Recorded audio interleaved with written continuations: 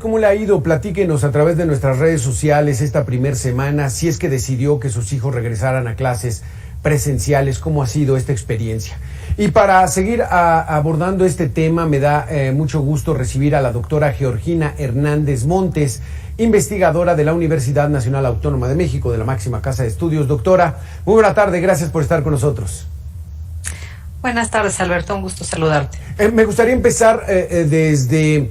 ¿Cuál es el estimado de niños que regresaron a clases presenciales para darnos una idea de cuál fue la realidad a la que se enfrentó el sistema educativo en nuestro país?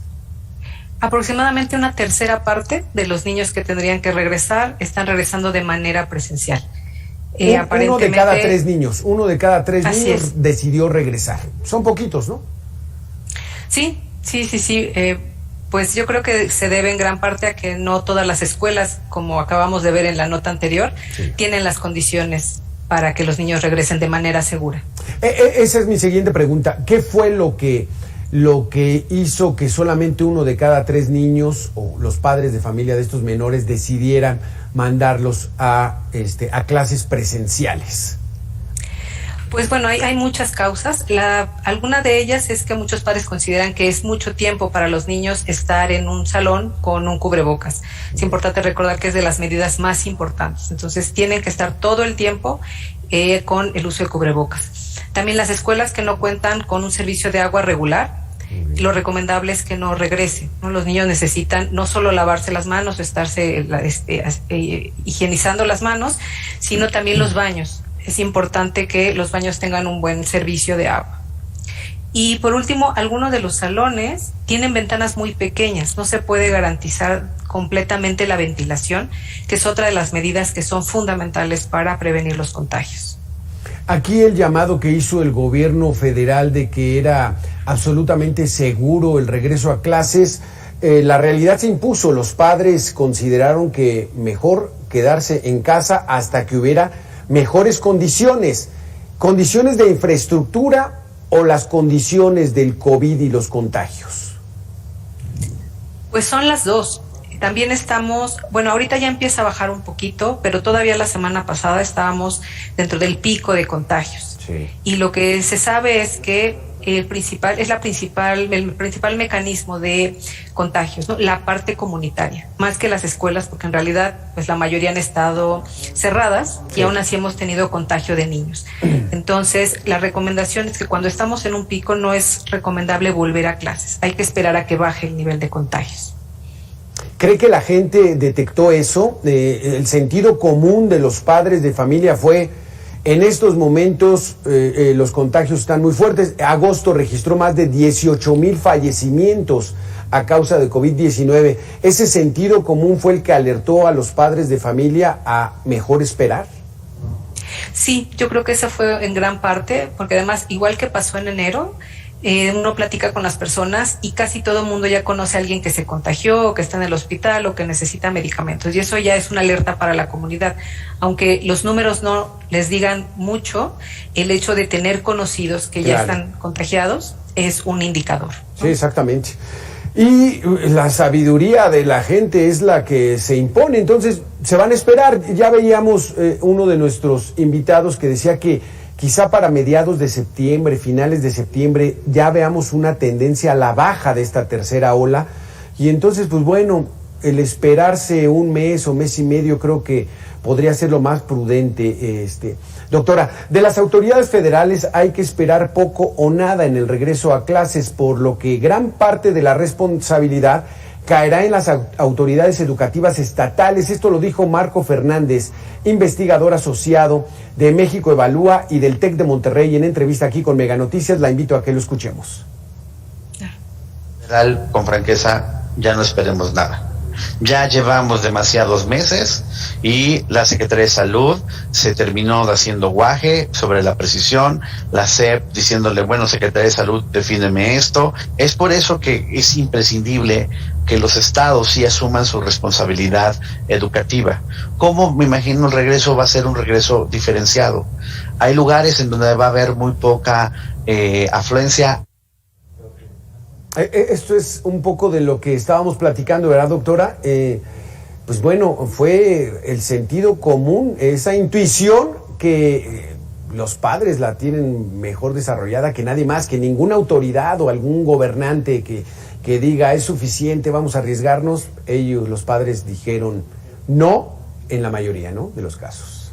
Sí, así es, y es importante decir, recalcarlo, que la comunidad, la sociedad ha tomado la responsabilidad en sus manos, porque también al momento de los contagios y las enfermedades y las hospitalizaciones son las familias las que terminan pagando el costo. Es muy, muy caro enfermarse de COVID.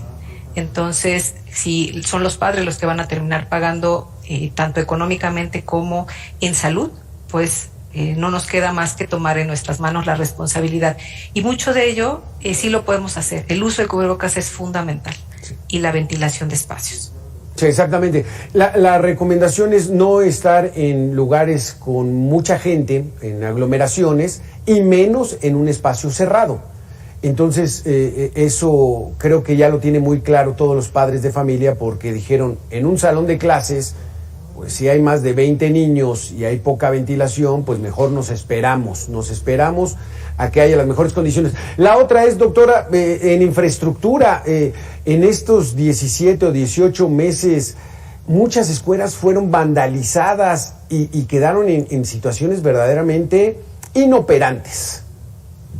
Sí, así es, eso también es un gran problema, porque hay que reponer todo el mobiliario y todo lo que, las computadoras, lo que se hayan llevado. Entonces también esas escuelas pues no están en condiciones de poder regresar de manera segura para atender a los niños. Más o menos, ¿para cuándo estaríamos en condiciones, o cuáles más bien serían las condiciones ideales para que los padres de familia tuvieran ya esa confianza de enviar a sus hijos a las aulas? Pues es fundamental que bajen los contagios. Yo también, y de acuerdo a las estadísticas y a los números que hemos venido observando, se esperaría que a finales de septiembre. A mí lo que me preocupa un poco es que se atraviesa el 15 y el 16, donde pueden hacer fiestas, reuniones masivas, y ahí podemos tener otra vez que se dispare el número de contagios, y entonces retrasar un poco esta disminución. Ya con los números de hace 2 días, acá se ve una ligera disminución, que es lo que nos permite hacer esta proyección. Y también es importante que, ahora que hubo un regreso mínimo, que las autoridades tomen y empiecen a tomar nota de qué es lo que falta para empezar a habilitar todas estas escuelas, para que en un futuro ya puedan regresar de manera segura, porque eso sí es importante. O sea, sí tenemos que empezar a comprometernos en el regreso. Y tiene que ser paulatino, pero tenemos que empezar en algún momento. En esta primera semana que ya tuvimos la experiencia del regreso a clases presenciales y que 2 de cada 3 niños decidieron no regresar de manera presencial, ¿hubo las facilidades de parte de las autoridades educativas del país para tratar de dar las clases a distancia, de mantener ese contacto con los alumnos, o cómo estamos en esa situación? Aparentemente sí, aunque es la primera semana, tanto en escuelas públicas como en escuelas privadas sí están dando esta facilidad, pero sí hay como un desfase. O sea, los niños que están de manera virtual, se les sigue dejando como muchas tareas, ¿no? Como veíamos en la nota, hay salones que no tienen manera de transmitir. Entonces, en realidad, los niños que se quedan en casa se quedan haciendo sus tareas, y los que asisten están siendo atendidos por los maestros. Creo que ahí todavía hay un desfase que es importante atender a los niños que se están quedando en casa. Vamos a la siguiente información. Las escuelas son el espacio por excelencia para la formación integral de las personas, por lo que es importante el regreso a las aulas, siempre que sea con seguridad, dice Luis Medina, pedagogo y coordinador de maestría en educación de la Universidad Anáhuac. Escuchemos, doctora. ¿Cuál es su opinión, doctora Georgina? Sí, yo también creo que hay una cuarta parte, es un número alto de escuelas que no están en condiciones. Y también hay que considerar no solo, digamos, de manera regular esta infraestructura, sino cómo pueden contender, por ejemplo, ahorita con estos cambios climáticos que estamos teniendo, ¿no? No es fácil, está lloviendo, no es fácil ventilar las aulas, viene el invierno, donde pues no es tan fácil en ciertas zonas, ¿no? Sobre todo en el norte, que hace mucho frío, tener a los niños ahí de manera presencial con toda la ventilación. Entonces sí es algo que las autoridades educativas deberían tomar muy en serio, para que los niños que regresen lo hagan de manera segura, sobre todo en estos lugares, ¿no? que en estos momentos sí se ve el panorama complicado porque se requieren muchos recursos económicos para dar estas condiciones ideales y pues no se ve que los haya, ¿no? Porque vimos cómo el mandato casi fue: padres de familia, encárguense de la rehabilitación de las escuelas, cuando pues bueno, las autoridades debieron haberlo hecho. Sí, así es. De hecho, a los padres se les convocó a hacer limpieza de las escuelas y algunos a cooperar con dinero para reparar materiales que se necesitan o para el mobiliario, ¿no? Comprar cosas para la limpieza incluso en las escuelas. Sí, a los padres se les está dejando una carga muy importante, tanto de la parte emocional de los niños, la parte educativa, como la parte de infraestructura. Sí, exactamente. Doctora Georgina, ya llevamos casi el 40% de la población elegible a vacunarse en el país, casi el 40% con el esquema completo de vacunación. Falta el 60%, pero hay ya casi 30 millones de personas que solamente deben recibir la segunda dosis para tener esa esquema completo. Quiere decir que la vacunación va avanzando. Quiere decir que tarde o temprano podríamos regresar a clases más seguros. ¿Considera usted que con la vacunación más avanzada eso nos permita tener mayor tranquilidad, sobre todo a los padres de familia? Yo creo que en cuanto se empiece a vacunar a los menores de edad, vamos a poder estar mucho más tranquilos. Okay.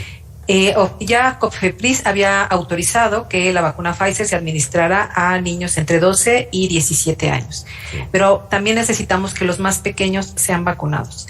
Aunque su riesgo es menor, sí se pueden enfermar, los niños sí pueden morir de COVID, ¿no? Como hemos visto, hay algunas estadísticas, entonces es necesario tener en mente que hay que vacunarlos a todos. Con el personal docente vacunado tenemos un gran avance, sí, un menor riesgo.